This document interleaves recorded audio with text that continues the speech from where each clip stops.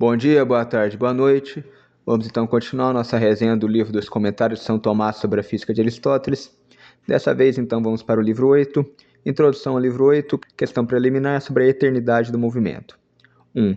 Tema do livro 8 e omissão do livro 7. No livro 8, Aristóteles investiga a natureza do primeiro motor, do primeiro movimento e do primeiro objeto móvel. Preliminarmente a isso, entretanto, investigará a questão da eternidade do movimento. O que existe de maneira mais importante no livro 7 é repetido de maneira ampliada no livro 8. Quanto ao que há no livro 7 que não é encontrado no livro 8, foi tido como de pouca importância para sua compilação e omitido. 2. Apresentação do problema da eternidade do movimento. A questão a ser tratada não consiste na investigação sobre a eternidade de algum determinado movimento, mas em investigar universalmente se em algum tempo pode haver havido nada em movimento.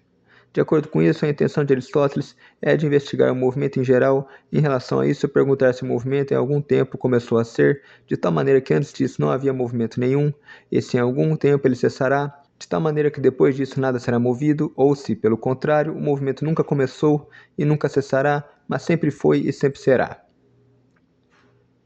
3. Opinião dos antigos filósofos sobre a questão da eternidade do movimento.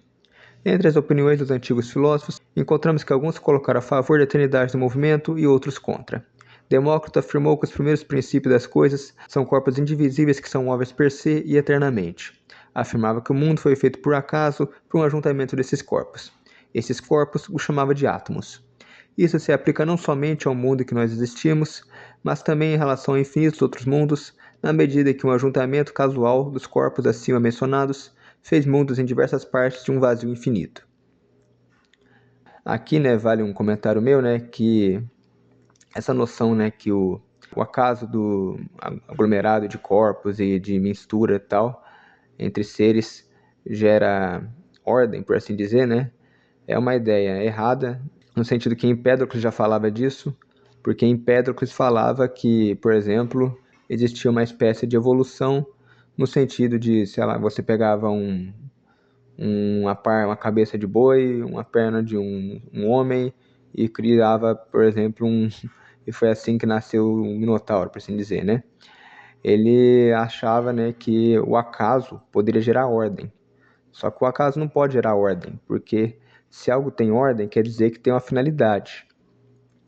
E se tem uma finalidade, quer dizer que alguém, um criador, fez isso pensando numa finalidade última. Então, no fim, a causa final de todas as coisas, como nós vamos ver, não tem como fugir disso, que é Deus, a causa última de todas as coisas. E o acaso ele não pode gerar ordem. Ele pode gerar, no máximo, alguns acertos acidentais que não competem para a finalidade última dos seres.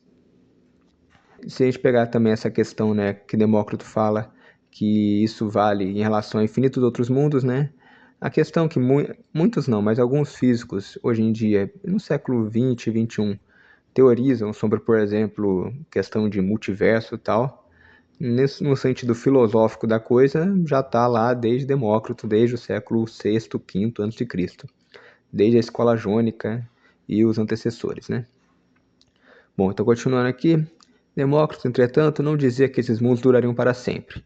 Alguns deles se originariam a partir de um ajuntamento de átomos, outros se corromperiam por uma separação de seus átomos.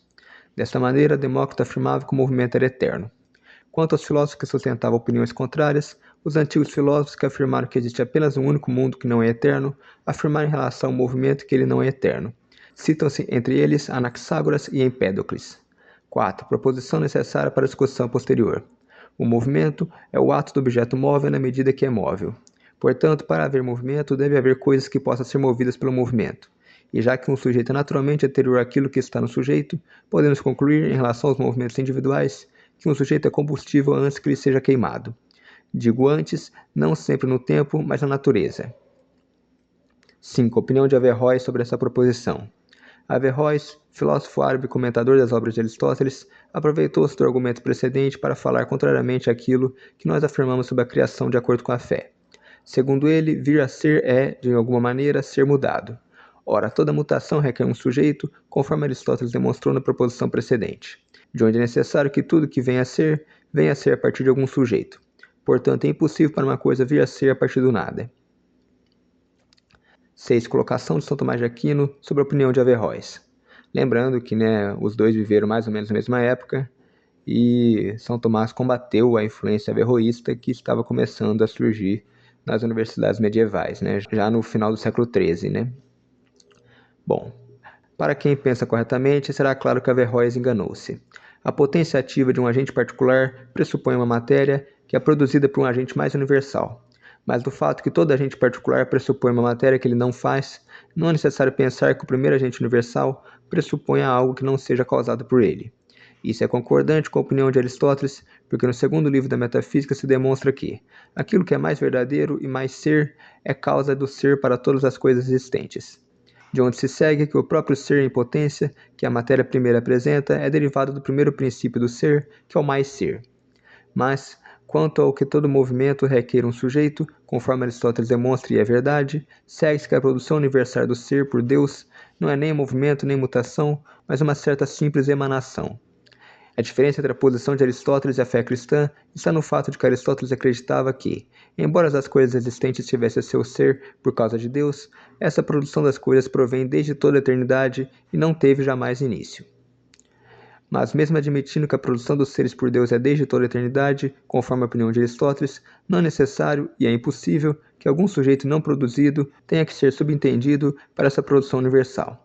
Mais ainda, se nós sustentarmos, de acordo com o julgamento da fé cristã, que Deus não produziu as coisas desde a eternidade, mas que Deus as produziu depois que elas não eram, não é necessário de forma alguma subentender algum sujeito para essa produção universal. Deve-se concluir, portanto, que o fato de que todo movimento requer um sujeito móvel não é contrário ao julgamento da fé cristã. O movimento ou mutação requer que uma coisa seja agora diferente do que era antes, e assim a coisa devia estar em existência previamente. Consequentemente, não estamos falando a respeito da produção universal das coisas. 7. O movimento deve ser eterno. Se o movimento não existiu eternamente, então deve acontecer uma das seguintes hipóteses. A. Os objetos móveis e as potências motoras foram feitos em algum tempo antes do qual eles não existiam. B. Os objetos móveis e as potências motoras são eternos. Se for dito que todo objeto móvel foi feito, deve-se dizer que antes da mutação, que é tomada como primeira, houve uma outra mutação em movimento, de acordo com a qual foi feito o objeto móvel que foi movido. Isso depende do fato de que tudo que vem a ser através de algum movimento ou mutação. O movimento ou mutação pelo qual o objeto móvel vem a ser é anterior à mutação pelo qual o objeto móvel é movido. Portanto, antes da mutação que é dita ser primeira, existe uma outra mutação. Isso prossegue até o infinito, de maneira que não se pode ser dito que o movimento teve início, porque antes desse movimento inicial havia outro e assim sucessivamente. Se for dito que os objetos móveis sempre pré-existiram, apesar do movimento não existir, isso é evidentemente absurdo, porque se há objetos móveis, deve haver movimento, portanto o movimento é eterno. 8. O movimento deve ser eterno, segundo a argumentação. Devemos, em primeiro lugar, fazer duas colocações preliminares. A. Não pode existir antes e depois, a menos que exista tempo. B. Não pode existir tempo, a menos que exista movimento. Em consequência, se o tempo é eterno, então o movimento deve ser eterno. Portanto, para demonstrar que o movimento é eterno, basta demonstrar que o tempo é eterno. Que o tempo seja eterno pode se demonstrar de duas maneiras. A primeira é segundo a opinião dos antigos filósofos, os quais, à exceção de Platão, acharam por unanimidade que o tempo não começou a ser depois do que previamente não era. A segunda é pela própria razão. Demonstra-se que o tempo é eterno da seguinte maneira. É impossível dizer ou pensar que existe tempo sem agora. Além disso, o agora é um intermediário, apresentando natureza tanto de início como de fim. Por isso, parece que o tempo deveria ser eterno, porque qualquer tempo que se tome, seu extremo em cada lado é um agora. Portanto, em cada lado de cada dado tempo, deve sempre existir tempo. Caso contrário, o primeiro agora não seria um fim e o último agora não seria um início. Assim, já que o tempo é eterno, o movimento deve ser eterno. 9. Objeção contra a argumentação aristotélica de que o tempo é eterno. O argumento de Aristóteles parece ser falso porque o agora se relaciona com o tempo, assim como o ponto se relaciona com a linha. Mas a natureza de um ponto não é tal que ele seja um intermediário. Ao contrário, existem pontos que são somente o início de uma linha e outros pontos que são somente o fim de uma linha. Somente acontecerá que todo ponto será início e fim na medida em que sejam parte de uma linha infinita. Se uma linha fosse infinita, poder-se-ia daí demonstrar que todo ponto é um início e um fim. Portanto, se parece que todo agora é um início e um fim, isso não é verdadeiro, a menos que se conceda que o tempo é eterno. Parece então que, tendo assumido isso, Aristóteles pressupõe a eternidade do tempo que ele quer provar. Como resposta a essa objeção, devemos reinterpretar o argumento de Aristóteles, que afirma que todo agora é um início e um fim. Que todo agora é um início e um fim não deriva do tempo ser infinito, mas do fato que não existe antes e depois, a menos que exista tempo. Isso pode ser demonstrado da seguinte maneira. Conceda-se que algum agora seja o início de algum tempo. É claro que o início do tempo é aquilo antes do qual não existe tempo. Então existe algo antes do que esse agora. Mas não pode existir nenhum antes se não existir tempo. Portanto, o agora que foi dado como início do tempo é também um fim de tempo. E da mesma maneira, se um agora é fim do tempo, ele também é um início. 10. O movimento sempre existirá. O primeiro argumento sobre a eternidade do movimento concluiu apenas que o movimento nunca tinha começado. Mas o argumento tomado do tempo não concluiu apenas que o movimento nunca tinha começado, mas que ele nunca há de terminar. 11. Comentário de São Tomás sobre a eternidade do movimento, conforme demonstrado por Aristóteles. Uma parte da posição de Aristóteles, a que sempre houve movimento, conflita com a fé cristã, porque de acordo com a fé cristã nada sempre existiu, com exceção de Deus. Mas a outra parte da sua posição não é contrária à fé, porque de acordo com a fé cristã, a substância do mundo começou em algum tempo, mas nunca deixará de existir. Alguns movimentos sempre existirão, especialmente nos homens, que permanecerão eternamente, vivendo uma vida incorruptível, ou na bem-aventurança ou na condenação. Entretanto, se os argumentos de Aristóteles são corretamente considerados, a verdade da fé não pode ser efetivamente oposta a tais argumentos, porque os argumentos apresentados são verdadeiros em demonstrar que o movimento não começou por meios naturais. Não pode ser demonstrado, porém, com esses argumentos, que o movimento não começou no sentido de que as coisas foram produzidas pelo primeiro princípio das coisas, conforme nossa fé propõe. De fato, conforme foi dito, a existência das coisas não foi adquirida através de uma mutação ou movimento, mas através de uma emanação a partir do primeiro princípio das coisas. Desta maneira, não se segue que houve uma mutação antes da primeira mutação. 12. Sobre a primeira produção das coisas por Deus. Levanta-se aqui uma dificuldade. Se o primeiro princípio, que é Deus, não se relaciona diferentemente agora do que era antes, ele não produz coisas agora ao invés do que antes. E se ele estivesse relacionado diferentemente, pelo menos uma mutação de sua parte seria anterior à mutação que é a primeira. A esses argumentos devemos dizer que, se Deus fosse um agente apenas através da natureza e não através da vontade do intelecto, esse argumento concluiria com necessidade. Mas porque ele age através de sua vontade, ele é capaz, através de sua eterna vontade, de produzir um efeito que não é eterno, justamente como, através de seu eterno intelecto, ele poderá entender uma coisa que não é eterna. Quando nós afirmamos que as coisas não foram eternamente produzidas por Deus, não queremos com isso dizer que um tempo infinito houve no qual Deus não agiu e que depois de um determinado tempo ele começou a agir. Ao invés disso, queremos dizer que Deus produziu o tempo e as coisas depois que essas coisas e o tempo não existiam. E assim nós não precisamos considerar que a divina vontade desejou fazer as coisas não agora, mas depois, como se o tempo realmente existisse. Se, entretanto, perguntarmos por que Deus quis isso, sem dúvida deverá ser dito que ele fez isso por causa de si mesmo. Porque assim como ele fez as coisas por causa de si mesmo, de tal maneira que uma semelhança de sua divindade estivesse nelas manifestada, assim ele quis que elas não existissem sempre, de tal maneira que a sua suficiência estivesse manifestada nisso, que quando todas essas demais outras coisas não existiam, ele tinha em si mesmo toda a suficiência da beatitude e do poder para a produção das coisas.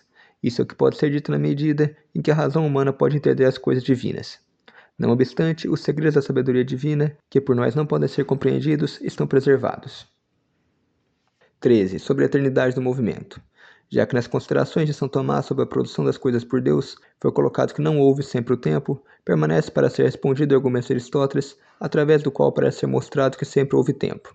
A solução ao argumento consiste em que, onde quer que haja tempo, deve ser admitido sem hesitação que existe agora. Que todo agora, entretanto, é um início e um fim do tempo, não pode ser concedido a menos que se conceda também que sempre houve movimento tal que todo indivisível que é tomado no movimento seja um início e um fim do movimento. Se, portanto, nós subentendemos que não houve sempre movimento, mas que houve um primeiro indivisível no movimento, antes do qual não havia movimento, então também houve um agora no tempo, antes do qual não havia tempo. Assim, também a posição de Aristóteles que não existe antes e depois, sem que haja tempo, não é dotada de força. Porque quando nós dizemos que o início do tempo é aquilo antes do qual nenhum tempo havia, não pode ser dito em relação a isso que o agora, que é o início do tempo, é precedido por um tempo que é significado pelo antes. Da mesma maneira, se em relação à magnitude eu digo que o início de uma magnitude é aquilo fora do qual nenhuma magnitude existe, não pode ser dito que fora daquele início significa um lugar existindo na natureza, mas somente um lugar imaginário. E da mesma maneira, o primeiro agora, que é início do tempo, não é precedido por um tempo existente na natureza, mas somente em nossa imaginação.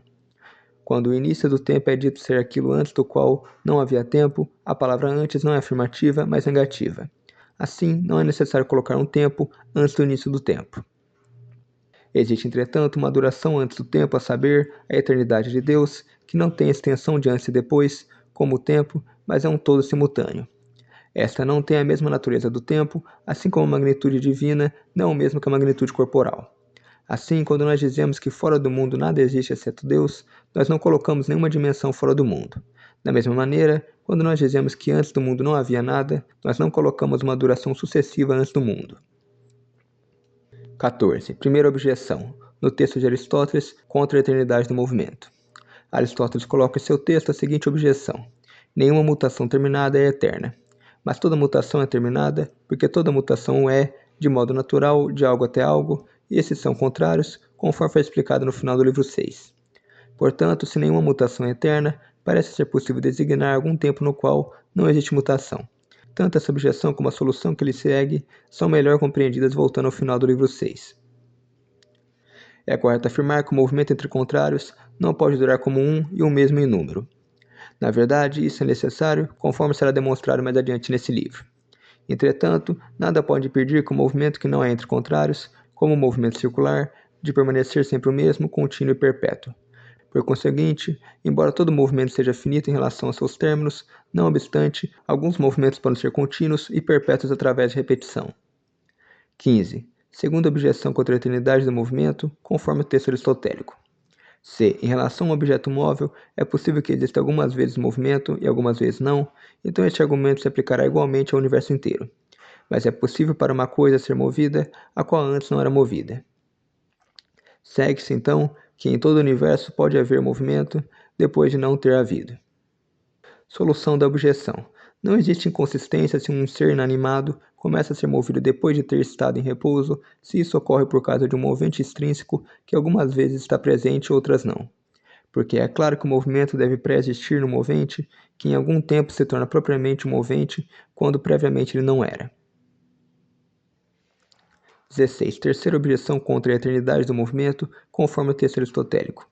Embora nas coisas inanimadas seja claro que o movimento se inicia em algo e circunstâncias nas quais nenhum movimento pré-existia naquela mesma coisa, é claro que o movimento pré-existia em algo exterior, pelo qual essa coisa é movida.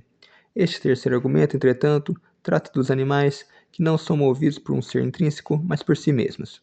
Pois ocorre nos animais que nesses seres que estavam imóveis, o movimento se inicia quando antes dele não havia movimento, e isso ocorre por alguma coisa extrínseca que move, mas pela própria coisa que é movida.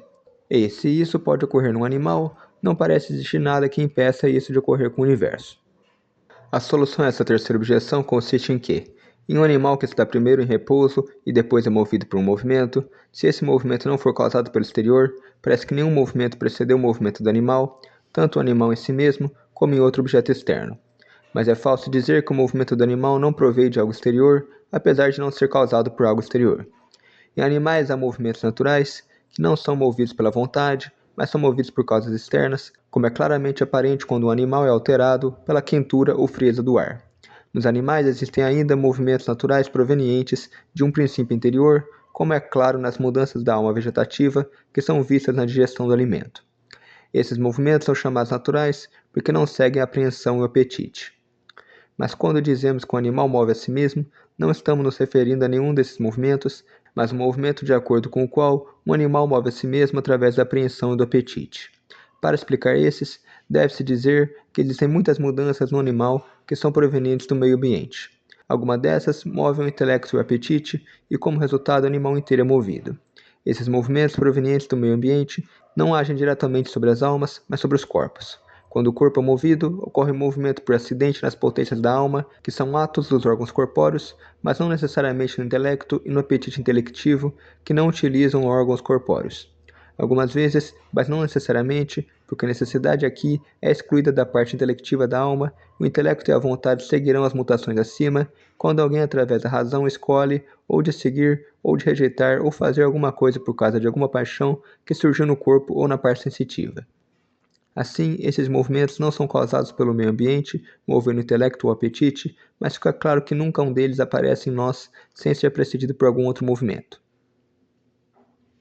Parte principal: a natureza do primeiro motor, do primeiro movimento e do primeiro objeto móvel. 5 alternativas sobre a natureza dos moventes e móveis no universo. 1. Em relação ao movimento e repouso, existem 3 alternativas. Em relação ao movimento e repouso, as coisas podem se dispor de 3 maneiras. A. Todas as coisas estão em repouso e nada é movido em tempo algum. B. Todas as coisas estão sempre movidas e nada está em repouso. C. Algumas coisas são movidas e algumas coisas estão em repouso. Quanto ao terceiro modo, pode ser dividido em outros 3 modos. A. As coisas que estão movidas estão sempre sendo movidas e as coisas que estão em repouso estão sempre em repouso e nada é às vezes movido e às vezes em repouso. B. Tudo pode ser às vezes movido e às vezes em repouso e não existe nada que é sempre movido ou sempre em repouso. C. Algumas coisas sempre são imóveis, outras estão sempre sendo movidas e outras podem ser às vezes movidas e às vezes em repouso. A alternativa verdadeira é a última de todas, a terceira subdivisão do terceiro modo. O assunto do livro 8 é provar isso e detalhar a natureza desses diferentes objetos sempre móveis, sempre imóveis e às vezes móveis e imóveis. 2. Comentários afirmativos de que tudo está sempre em repouso. Em primeiro, é devido a uma certa fraqueza no intelecto que alguns disseram que todas as coisas estão em repouso. Essa posição resulta porque o intelecto não é suficiente para responder aos argumentos sofísticos que contradizem coisas que são manifestas nos sentidos.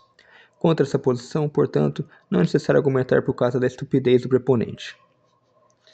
Esse cara na época era curto e grosso, né? Em segundo, esse problema não se refere a algum ser em particular, mas a todo ser. Ele não pertence somente à filosofia natural, porque todas as artes e as ciências fazem uso do movimento.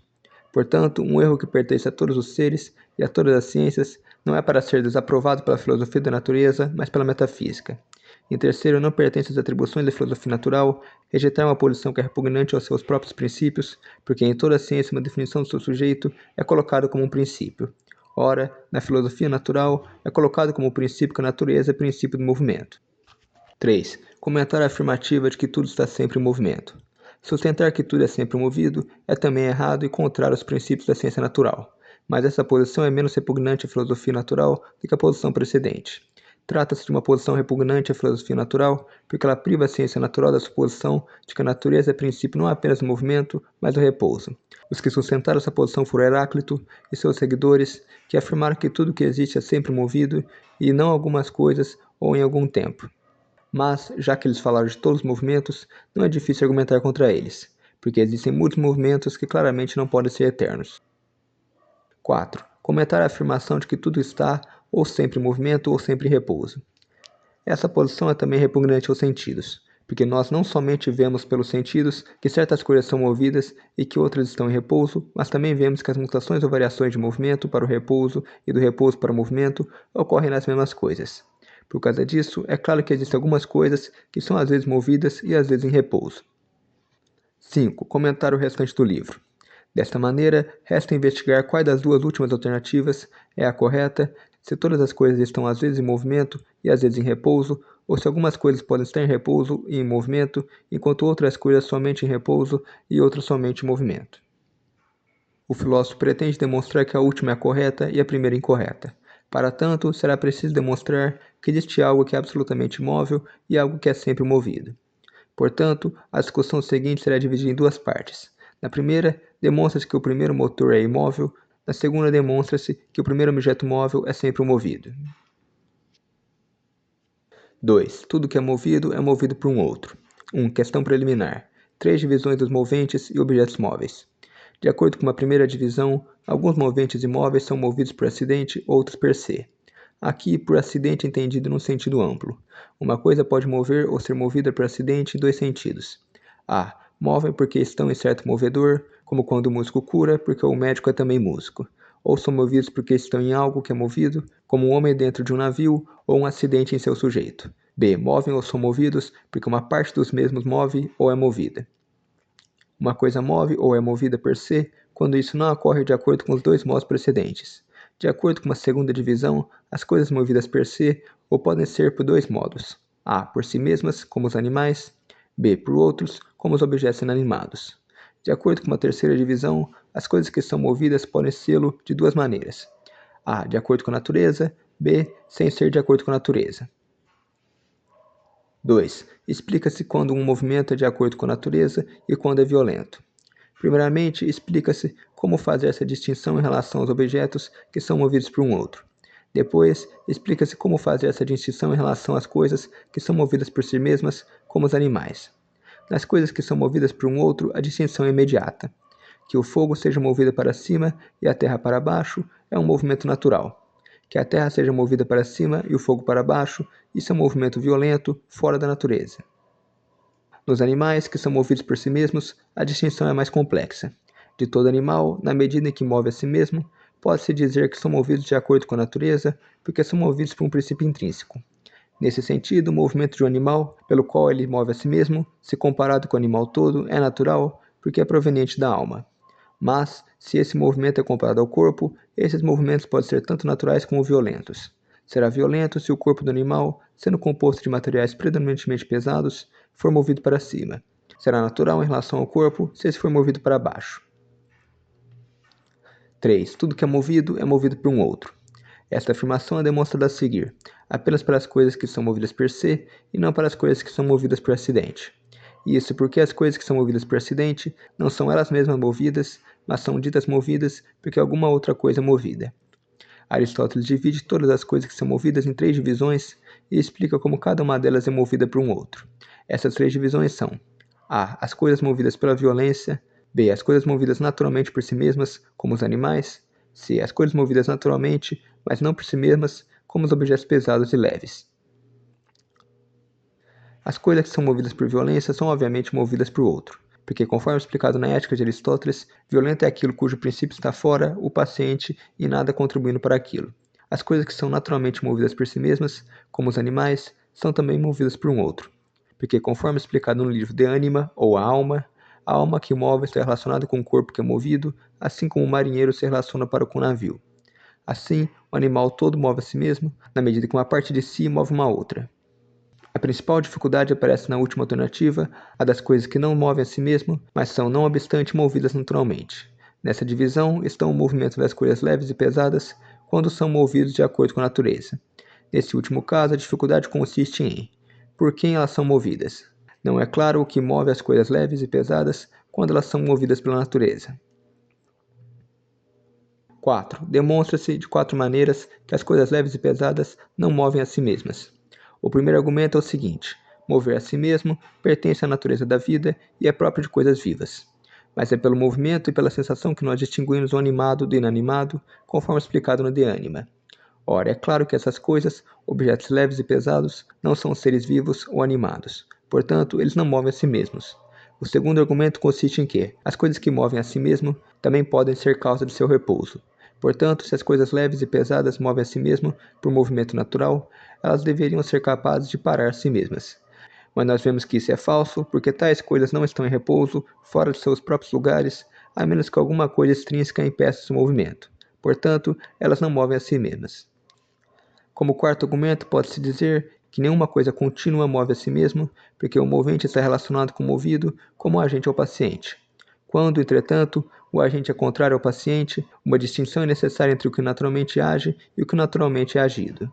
Portanto, na medida que algumas coisas não estão em contato com uma outra, mas são conjuntamente uma e contínua, tanto na quantidade quanto na forma, um não pode atuar sobre o outro e vice-versa. Assim, nenhuma coisa contínua move a si mesmo. Isso fica claro nos animais que movem a si mesmo, onde existe um conjunto de partes ao invés de uma continuidade perfeita. Ora, acontece que os corpos leves e pesados são contínuos. Portanto, nenhum deles move a si mesmo. 5. Segue-se um outro argumento que demonstra que as coisas leves e pesadas não são movidas por si mesmas. A continuação desse argumento leva à identificação de quem é o movente dos corpos leves e pesados. Devemos primeiramente fazer uma distinção entre as causas moventes. Dentre as coisas que movem, algumas movem fora da natureza, como os moventes pela violência. Outras movem de acordo com a natureza, como aquilo que é atualmente quente move o que é de acordo com a natureza potencialmente quente. E assim como aquilo que está em ato naturalmente move, assim é aquilo que está em potência naturalmente movido. Pode objetar-se que, conforme explicado no livro 2, são movidas naturalmente as coisas cujo princípio de movimento está nelas per se e não por acidente. Por causa disso, pode parecer que quando aquilo que é somente potencialmente quente se torna quente, não é movido naturalmente, já que é movido por um princípio externo a ele. A essa objeção pode responder-se que, para o movimento ser natural, basta que o princípio correspondente, isto é, a potência, esteja naquilo que é movido per se e não por acidente. Colocada desses argumentos, devemos dizer que as coisas leves e pesadas não podem ser movidas por si mesmas. Nada, de fato, pode estar em potência em ato em relação à mesma coisa. Ora, aquilo que está em potência é movido naturalmente por aquilo que está em ato. Portanto, nem o fogo, nem a terra, nem nada mais pode ser movido por si mesmo, mas por um outro. O fogo e a terra são movidos pela violência quando seu movimento está fora de sua potência natural. Mas eles são movidos naturalmente quando eles são movidos a seus próprios atos, para os quais eles estão em potência, de acordo com as suas naturezas. E nesse movimento são movidos por um outro por causa do que foi acima exposto. 6. De quantas maneiras uma coisa pode ser dita em potência? A continuação da presente argumentação exige que se faça uma distinção do ser em potência. Isso será feito a seguir, primeiro no intelecto, depois na qualidade e finalmente no movimento local. 7. De quantas maneiras uma coisa é dita ser em potência? Aplicação ao intelecto. A potência para a ciência naquele que está aprendendo e ainda não tem o hábito da ciência é diferente da potência para a ciência naquele que já tem o hábito para a ciência, mas não está utilizando. Uma coisa é reduzida da primeira potência à segunda quando algo ativo é acrescentado à sua passividade. Então essa passividade, através da presença do que é ativo, se transforma nesse tipo de ato. Por exemplo, o aluno, através do ato do professor, é reduzido da potência ao ato, ao qual ato se acrescenta uma outra potência. Porque alguém que possui a ciência, mas não está contemplando, está de uma certa maneira em potência em relação ao ato da ciência, mas não da mesma maneira em que ele estava antes que ele tivesse aprendido. Mas quando ele possui o hábito da ciência, não é necessário para ele ser reduzido a um segundo ato por algum agente. Ele faz isso imediatamente pela sua própria contemplação, a menos que alguma coisa mais o impeça, por exemplo, ocupação, doença ou a sua vontade. 8. De quantas maneiras uma coisa pode ser dita em potência? Aplicação à qualidade. O que foi dito anteriormente para a potência, para a ciência na alma, também se aplica aos corpos naturais. Quando um corpo é atualmente frio, ele é potencialmente quente, assim como alguém que está na ignorância está em potência para o conhecimento. Mas quando ele foi mudado, de tal maneira que possui a forma do fogo, então ele é fogo em ato, tendo o poder de atuar. E ele opera imediatamente pela queima, a menos que algo impeça, justamente como tinha sido dito, que depois que alguém se torna um conhecedor pelo aprendizado, ele contempla imediatamente, a menos que algo impeça. 9. A mesma coisa aplicada ao movimento local dos corpos leves e pesados. O ar, que é leve, provém da água, que é pesada. A água, então, está em primeira em potência para se tornar leve, e depois ela se torna leve em ato, quando então imediatamente possui sua operação, a menos que algo impeça. Mas essa coisa leve, agora existente, se compara ao lugar como a potência ao ato, porque o ato de uma coisa leve, enquanto tal, é estar em algum determinado lugar, a saber, em cima. Ela, porém, é impedida de estar em cima, porque aquilo que mantém a coisa leve embaixo a impede de estar em cima. 10. O que move os corpos leves e pesados. Já que aquilo que está em potência é movido por aquilo que está em ato, deve-se entender que uma coisa é dita ser potencialmente leve ou pesada de muitas maneiras. De uma maneira, enquanto uma coisa é ainda água, ela está em potência para se tornar leve. De uma outra maneira, quando o ar já foi feito da água, ele ainda está em potência para o ato do leve, que é estar em cima. Porque acontece que aquilo que é leve pode estar impedido de estar em cima. Mas se aquele impedimento é removido, ele subirá imediatamente e estará em cima. Portanto, é claro que aquilo que remove aquilo que impede, a coisa leve ou pesada de subir ou descer, em um certo sentido move e em outro sentido não move. Por exemplo, se uma coluna suporta algo pesado, quem destrói a coluna num certo sentido é dito mover o pesado suportado, mas é dito mover por acidente e não per se. A coisa leve ou pesada é movida per se pelo arremessador inicial. Quem destrói uma coluna não dá ao peso suportado um ímpeto ou uma inclinação para baixo, mas o peso tem seu ímpeto ou inclinação para baixo proveniente de seu primeiro gerador que lhe deu a forma a qual segue a referida inclinação. Portanto, o gerador é o movente per se das coisas leves e pesadas. Não obstante, o movimento dessas coisas é natural, porque elas têm um princípio de movimento dentro de si mesmas, não um princípio ativo ou motor, mas um princípio passivo, que é a potência para um tal ato. Disso fica claro que é contrário à intenção de Aristóteles dizer que existe um princípio ativo na matéria. O princípio passivo, que é a potência natural para o ato, é suficiente. 11. Conclusão final. Tudo que é movido por algum movente, ou intrínseco ou extrínseco, que é o que Aristóteles quer dizer com sendo movido por um outro. 3. É impossível que uma coisa seja movida por outra até o infinito. 1. Primeira colocação preliminar. Já que tudo que é movido por algo, uma coisa poderá ser movente de duas maneiras. A. Sem ser por sua própria potência, mas porque é movido por algum outro movente. B. Por sua própria potência e não por ser movido por um outro. O movente que move por sua própria potência pode ainda mover de duas maneiras. A. Movendo o objeto móvel através de muitos intermediários, como quando um pedaço de madeira move uma pedra e é movido por uma mão, que é movida por um homem, que não move porque é movido por um outro. B. Movendo um objeto móvel através de um único intermediário, como quando um homem move uma pedra através de sua mão. 2. Segunda colocação preliminar. Quando nós dizemos que tanto o primeiro como o segundo movente movem, dizemos mais propriamente que é o primeiro movente que move ao invés do segundo. E isso por duas razões. A primeira, porque o primeiro movente move o segundo movente, mas não vice-versa. A segunda, porque o segundo movente não pode mover sem o primeiro, mas o primeiro pode mover sem o segundo. 3. É impossível para uma coisa ser movida por outra até o infinito. Essa proposição pode ser demonstrada da seguinte maneira. Tudo que é movido por algo, mas aquilo pelo qual é movido ou não é movido. E, se for movido, será movido ou por um outro ou não.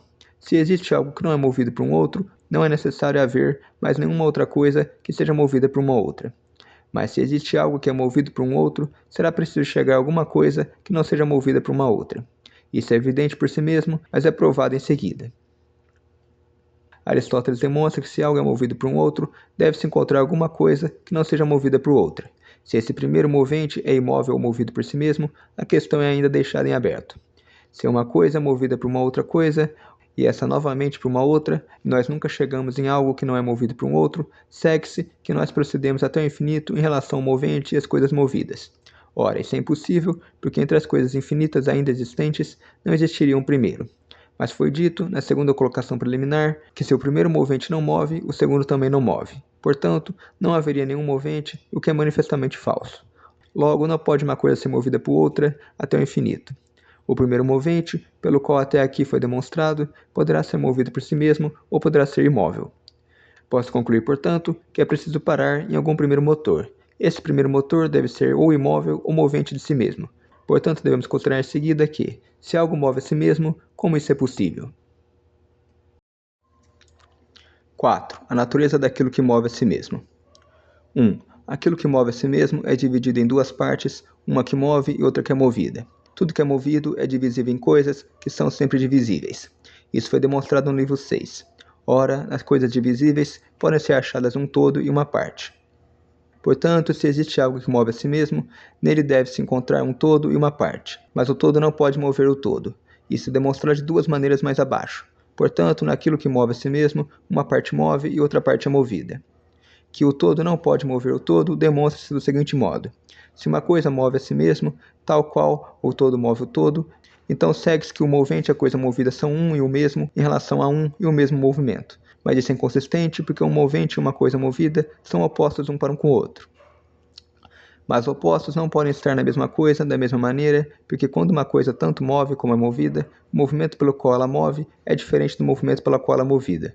Por exemplo, quando o pedaço de madeira que é movido por uma mão move uma pedra, o movimento do pedaço de madeira e o movimento da pedra são diferentes em número. Pode-se demonstrar ainda o mesmo de uma segunda maneira. Conforme explicado no livro 3, aquilo que é movido é móvel, isto é, existe em potência, já que aquilo que é movido na medida em que está em potência e não em ato. Uma coisa é movida porque, quando ela está em potência, tende em direção ao ato. Mas aquilo que é movido não está em potência de tal maneira que não esteja de maneira alguma em ato, porque o movimento em si mesmo é um certo ato do objeto móvel na medida que ele é movido. Este ato, porém, é imperfeito, porque é o ato do móvel na medida em que ele está ainda em potência. Por outro lado, aquilo que move já está em ato, porque o que está em potência é reduzido ao ato somente por aquilo que está em ato. Por exemplo, um movente esquenta quando ele está quente, e o que tem uma espécie gerada é o que gera, como quando o homem gera aquilo que tem a espécie humana. Portanto, se um todo move a si mesmo como um todo, segue-se que a mesma coisa em relação ao mesmo é tanto quente como não quente, porque na medida em que é movente está quente em ato, e na medida em que é movido está quente em potência. Portanto, se uma coisa move a si mesma como um todo, segue-se que a mesma coisa está simultaneamente em ato e em potência, o que é impossível. Podemos, por conseguinte, concluir que, já que o todo não pode mover o todo, e algo que move a si mesmo é composto de partes, por ser divisível tudo aquilo que se move, conclui-se que naquilo que move a si mesmo, uma parte move e outra é movida. 2. A natureza de um automovente. Segunda parte. A parte movente é imóvel. A discussão precedente mostra que um automovente é dividido em duas partes, uma movida e outra movente. Agora, Aristóteles pretende demonstrar que a parte movente de um automovente é imóvel. Do fato de se ter demonstrado que num automovente o todo não move o todo, segue-se pela mesma razão que o todo não move a parte. Nem uma parte move o todo. Porque em ambas as coisas se seguiria que uma parte movida se move a si mesma. Portanto, o fato de que o todo não move o todo é suficiente para concluir que uma parte move e a outra é movida. Mas para concluir que a parte que move não é movida, é necessário provar mais duas coisas. A. Que a parte movente não é movida pela parte movida. B. Que a parte movente não é movida por si mesma. Daí se seguiria que a parte movente é imóvel. 3. Aristóteles rejeita a hipótese de que num automovente as partes se movem uma a outra reciprocamente. Uma coisa poderia mover a si mesma de tal maneira que uma parte movesse a outra e vice-versa.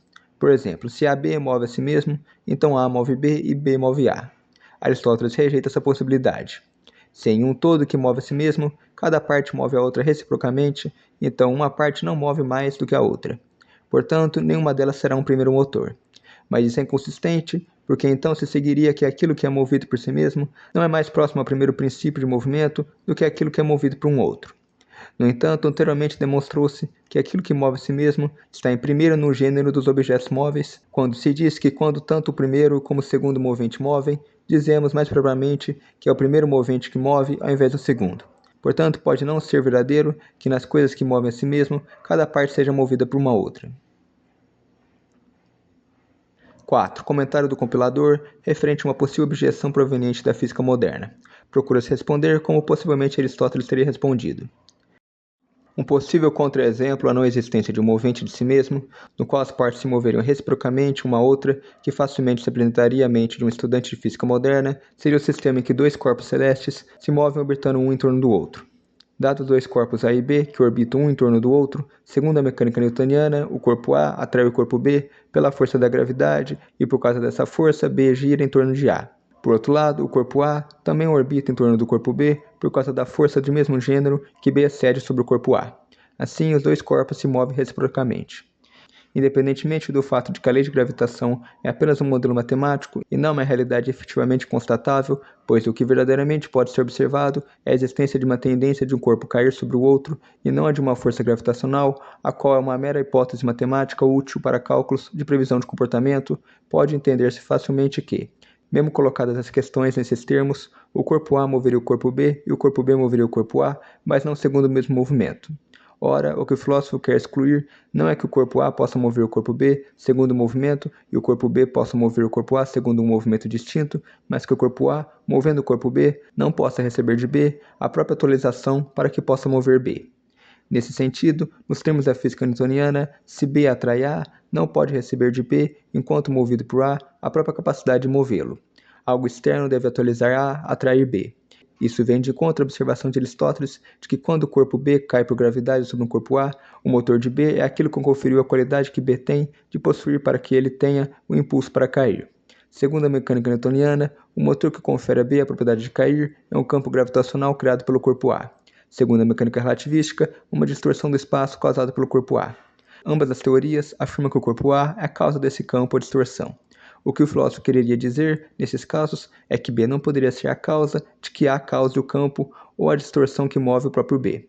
Se B, portanto, por um efeito de mesmo gênero, também move B, não está movendo a causa que move A, mas o corpo que se situaria essa causa. 5. Prossegue-se o comentário relacionado com a física moderna. Uma outra observação importante se relaciona com a questão da teoria atômica. A doutrina aristotélica não é contrária à possibilidade de existência de átomos como constituintes das coisas naturais. A física aristotélica é contrária à afirmação de que as coisas naturais sejam formadas de partículas indivisíveis e de vazio como sua natureza última. A existência de átomos e de partículas elementares, como as descobertas pelos métodos experimentais da física moderna, é compatível com a física aristotélica, mas não é uma afirmação que venha a declarar que essas ou qualquer outras partículas possam ser indivisíveis e que existe vazio entre elas, constituindo as coisas naturais. Os constituintes últimos das coisas naturais, quaisquer que possam ser as estruturas microscópicas intermediárias das mesmas, são, segundo a doutrina aristotélica, a matéria e a forma, conforme explicada no primeiro livro da física. Deve-se observar, entretanto, que os átomos, e muito mais as partículas subatômicas, não são realidades observadas, mas modelos postulados pela ciência moderna para explicar o comportamento da matéria. Apenas são observáveis como existindo em ato as realidades que a química conhece como moléculas. Átomos como entidades existindo em ato não existem e nunca foram observados. Postula-se a existência dos átomos como realidades constituintes da matéria, apenas existindo isoladamente em potência.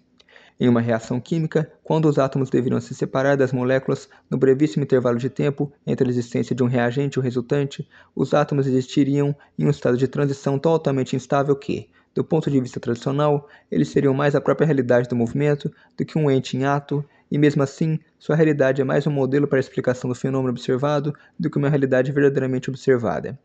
Um longo uso dessas expressões fez com que os próprios cientistas acabassem por se esquecer que apenas as moléculas são um ente em ato, enquanto que os átomos e as partículas subatômicas são apenas modelos para explicar o comportamento das realidades realmente observáveis. Como o objetivo da ciência moderna é apenas experimental e não metafísico, essa distinção não é na prática relevante. Do ponto de vista filosófico, entretanto, as duas alternativas representam concepções de realidades completamente diversas. O que Aristóteles denomina de substância termina no que é verdadeiramente ente em ato. Os átomos e partículas subatômicas não são entes em ato e nem podem sê-lo, pelo menos em condições normais, sendo mais supostos entes em potência e apenas analogicamente cognoscíveis, apesar da física e da química terem se habituado a tratá-los como se sua realidade fosse certa, observável e atual. Átomos e partículas subatômicas não podem, de modo algum, ser tratados como pertencendo à categoria de substância, quando supostamente existiriam em ato, são mais a realidade do movimento do que a da substância. 6. Aristóteles rejeita a hipótese de que num automovente uma parte possa mover a si mesma. Já foi visto que um automovente é divisível e constituído de partes. Também já foi visto que a. O todo não pode mover o todo, b. As partes não podem se mover uma a outra reciprocamente. Agora, Aristóteles rejeita a hipótese de que uma parte mova a si mesma ou que cada uma das partes se movam a si mesmas. De fato, se uma parte move a si mesma, essa parte será o primeiro automovente, porque aquela parte, quando separada do todo, moverá a si mesmo e, portanto, o todo não será o primeiro automovente, conforme tinha sido suposto. 7. Conclusão. Conforme explicado, demonstrando que num automovente as partes não se movem reciprocamente e nem pode haver uma parte que se move a si mesmo, Aristóteles quis demonstrar que a parte movente é imóvel. 8. Continua o assunto do automovente. Existem dois tipos de movente. A. O movente que é também movido por um outro. B. O movente que é imóvel. Existem dois tipos de objeto móvel. A. O objeto móvel que também move. B. O objeto móvel que não move a nada. Os automoventes são compostos de duas partes. A primeira, que é o motor imóvel. B. A segunda, que é um movido que não move necessariamente. O termo necessariamente pode ser entendido A. No sentido afirmativo, de que necessariamente não move em hipótese alguma, se por isso se quiser dizer que a parte movida não move algo que é parte do automovente, isso é demonstrado a seguir. B. No sentido de que não move necessariamente, mas pode ou não mover, se por isso foi entendido que a parte móvel não move necessariamente algo extrínseco ao automovente. De fato, não é impossível que a parte móvel mova algo extrínseco ao automovente. 9. A parte movida do automovente não move, por sua vez, nenhuma outra parte do automovente. Aristóteles demonstra que em um automovente existem apenas duas partes, uma das quais move e não é movida, e a outra das quais é movida e não move, e que não existe uma terceira movida pela segunda. Suponha que a parte movida do automovente mova alguma coisa a mais e que seja a parte do automovente. A parte que é movente imóvel do automovente será chamada de A. A parte movente movida por A será chamada de B, a qual move uma terceira parte chamada de C, que não move a mais nada que seja a parte do automovente. Como não se pode prosseguir até o infinito em relação às partes do automovente, deve haver alguma última parte do automovente que é movida, mas não move. Essa parte será chamada de C. Quanto aos intermediários, serão todos reunidos em uma única parte denominada de B. Portanto, esse todo que é ABC move a si mesmo. Se a parte C é removida do todo, a B ainda move a si mesmo. Mas, quanto a BC, ele não se move a si mesmo sem A, de onde se segue que somente a B move a si mesmo primeiramente per se, e assim é necessário que o automovente tenha duas partes, uma das quais é um movente móvel e a outra uma parte movida que não move nada mais que seja a parte do automovente. 10. Como as duas partes do automovente estão relacionadas uma com a outra. Aristóteles ainda não demonstrou que o primeiro movente não apresenta magnitude. Assim, essa questão é deixada em aberto no que vem abaixo. As duas partes de um automovente devem ser unidas de alguma maneira porque elas são partes de um único todo. Mas não se trata de uma união por continuidade, porque já foi demonstrado que as duas partes de um automovente não podem ser contínuas. De onde se segue que essas duas partes devem ser unidas por contato, ou de tal maneira que cada uma das partes se toque uma com a outra, caso ambas tenham magnitude, ou de tal maneira que uma única parte seja tocada pela outra e não vice-versa, que é o caso em que o movente não apresenta magnitude. Porque aquilo que é incorpóreo pode tocar um corpo pelo seu próprio poder de movê-lo, mas não é tocado pelo corpo, dois corpos, entretanto, se tocam mutualmente. 11. Porque um todo é dito mover a si mesmo quando uma parte move e a outra é movida. Três coisas a saber: A. Ser movido. B. Mover. C. Mover a si mesmo. São atribuídos ao todo, que é composto de duas coisas, isto é, ao automovente. Mover-se a si mesmo, abre aspas, é atribuído ao automovente, não porque uma parte move a si mesmo, mas porque o todo move a si mesmo. Mover e ser movido são atribuídos ao todo por causa de suas partes, porque o todo nem move nem é movido, mas a parte A move e a parte B é movida. 12. Levantamento e solução de uma dificuldade. Conforme explicado anteriormente, naquilo que move a si mesmo primeiramente, existem apenas duas partes, das quais uma move e a outra é movida. Se houvesse uma terceira, quando essa fosse removida, aquilo que é composto das duas primeiras partes moveria a si mesmo. Por causa disso, esse último é o primeiro automovente. A dificuldade surge a partir do momento em que fica claro que a parte movida, isto é, B, é um contínuo divisível composto de partes. Porque tudo que é movido é divisível, conforme diz o livro 6. Ora, se alguma parte é subtraída por divisão de B, se a parte restante é movida, então uma parte de AB move a si mesmo e, portanto, AB não move a si mesmo primeiramente. E assim se seguiria que nada move a si mesmo primeiramente. Essa dificuldade pode ser resolvida da seguinte maneira. No livro 6, Aristóteles falou sobre o movimento em geral e sobre os objetos móveis na medida em que eles são contínuos sem aplicar essas observações e determinadas naturezas. E, de acordo com isso, seguir-se-ia que nada moveria a si mesmo primeiramente. Mas agora Aristóteles está falando a respeito do movimento, aplicando-o a determinadas naturezas. Portanto, ele sustenta que existe algo que move a si mesmo primeiramente. Ademais, nada impede um contínuo de ser divisível em potência. Ora, num automovente, a parte movida é necessariamente contínua. Portanto, é infinitamente divisível em potência. Mas se o que é contínuo é dividido, ele não conservará a mesma potência para ser movido que possuía antes, porque tal potência segue-se a uma determinada forma. Uma forma natural, entretanto, requer uma determinada quantidade, como é claro em relação ao coração. Portanto, não existe nada que impeça a existência de um primeiro entre as coisas que são divisíveis em potência. Bom, então é isso, o vídeo já está enorme. No próximo vídeo acabamos, então, a série de vídeos sobre os comentários de São Tomás, sobre a física de Aristóteles. Falo na segunda metade do livro 8. Obrigado a todos que assistiram. Até mais.